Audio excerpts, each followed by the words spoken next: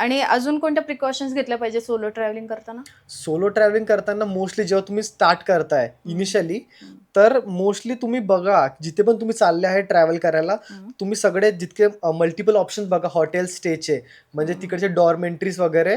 तर तुम्हाला समजेल की तिकडची रेटिंग कशी आहे. पहिले रेटिंग बघा गुगलवर, की रेटिंग काय त्या जागेची वगैरे, लोकांनी रिव्ह्यूज काय दिलेले आहे. त्याच्यानंतर तुम्ही तिकडे जा.